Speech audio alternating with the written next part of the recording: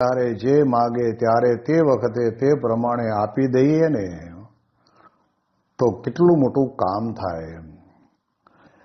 આપણે જાણીએ છીએ કે જ્યારે સુદામા એક મુઠ્ઠી તાંદૂળ લઈને ગયેલા હતા, પણ ભગવાને જાણ્યું કે હવે આ લાલા છે પણ હંતાડીને રાખે છે, કે મારા આવા રાજમહેલને જોઈને કેમ એને આપવાનું મન થતું નહીં હોય.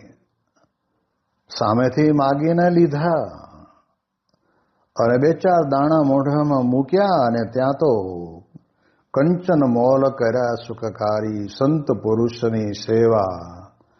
દુર્બળ સુદામે આણી આપ્યા મુષ્ટિ તાંદુલ મેવા. તો ભગવાન રાજી થઈ ગયા. એવી રીતે આપણે આપણા જીવનની